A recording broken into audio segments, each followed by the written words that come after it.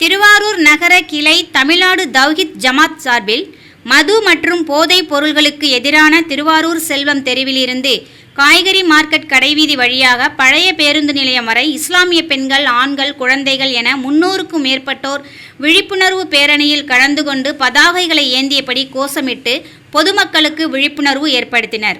தொடர்ந்து திருவாரூர் பழைய பேருந்து நிலையத்தில் போதைக்கு எதிரான ஆர்ப்பாட்டம் நடத்திய பின்னர் தமிழ்நாடு தவ்ஹீத் ஜமாத் மாநில பேச்சாளர் அப்துல் ரஹ்மான் பேசியதாவது: மது போதையால் தந்தையை இழந்து வாடும் குழந்தைகள், கணவனை இழந்து வாடும் பெண்கள், போதை பழக்கத்தால் கல்லூரி மாணவர்களின் படிப்பு பாதிப்பு மற்றும் 2 நாடுகளுக்கு இடையே போர் நடக்கும் போது இறந்து போகாதவர்கள் மதுவால் அதிகமேர் இறந்து போய் உள்ளனர் என மது போதைக்கு எதிரான விழிப்புணர்வு ஏற்படுத்தி பேசினார்.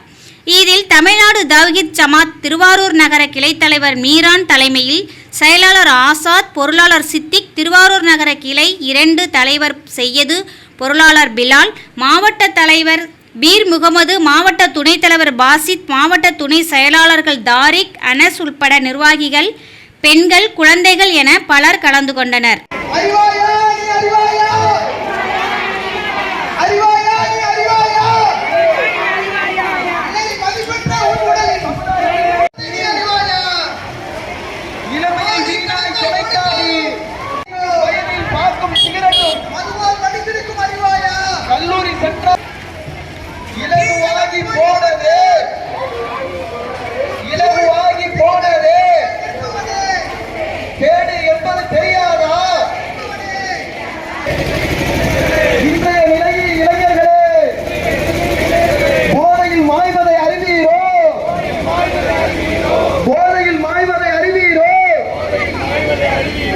மானம் மறைக்கும் ஆடை கூட கேளிக்கை என்ற பெயரால் மதுவை வாடிக்கையாக்கிக் கொள்ளாது.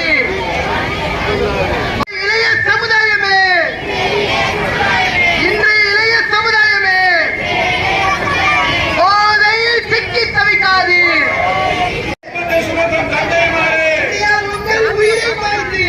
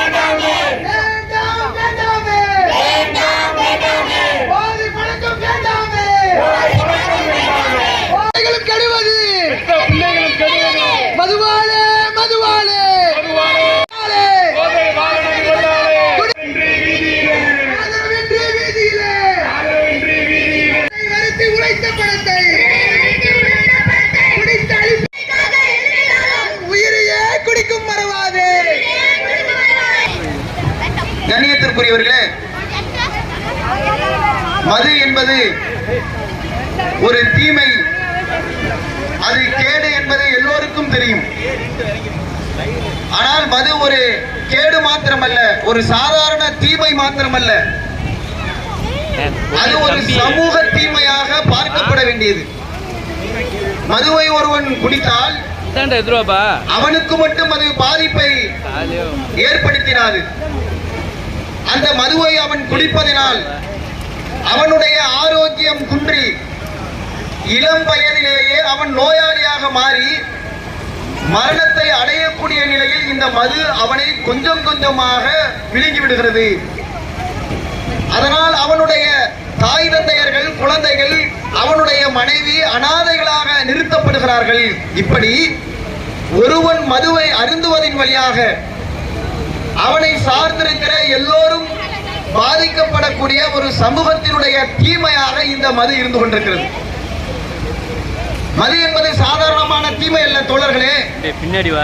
இது எவ்வளவு பெரிய பேரழிவை ஏற்படுத்துகிறது தெரியுமா? உலகத்தில் 2 நாடுகளுக்கு இடையே சண்டை ஏற்பட்டால், அந்த நாடுகளுக்கிடையே சண்டை ஏற்படுகிற பொழுது ஆயிரக்கணக்கான ராணுவ வீரர்கள் அந்த போர்க்களத்திலே பங்கெடுப்பார்கள். லட்சக்கணக்கான ராணுவ வீரர்கள் அந்த போர்க்களத்திலே பங்கெடுப்பார்கள். வெற்றி பெற வேண்டும் என்பதற்காக வேண்டி ஆயுதங்களை பயன்படுத்துவார்கள், தோட்டாக்களை பயன்படுத்துவார்கள், துப்பாக்கிகளை பயன்படுத்துவார்கள், ராணுவங்கள் வழியாக விமான தாக்குதல்களை நடத்துவார்கள், குண்டுமலை பொழிவார்கள், பீரங்கி தாக்குதல்களை நடத்துவார்கள். இப்படி நடத்தப்படுகிற போர்க்களங்களிலே எவ்வளவு பேர் இறந்து போவார்கள்? சில நூறு நபர்கள் தான் இறந்து போவார்கள். ஆனால் இந்த மதுவில் எப்படிப்பட்ட கேடு ஏற்படுகிறது என்று சொன்னால், ஒரு சின்ன புள்ளி விவரம், 2021ஆம் ஆண்டு மற்றும் தமிழகத்தில் 15,384 பேர் இறந்து போகிறார்கள். அவர்களுடைய மரணத்திற்கு காரணம் என்ன தெரியுமா? மது. 15,384 பேர் இறந்து போவதற்கு காரணமாக இருப்பது மது. இரண்டு நாடுகளுக்கிடையே சண்டை ஏற்படுகிற பொழுது, போர் ஏற்படுகிற பொழுது கூட 15,000 பேர் சாவானா? இறந்து பேருக்கானா? இந்திய நாட்டில் நடத்தப்பட்ட மிகப்பெரிய யுத்தமாக பார்க்கப்படுகிற கார்கில் யுத்தத்தில் கூட 15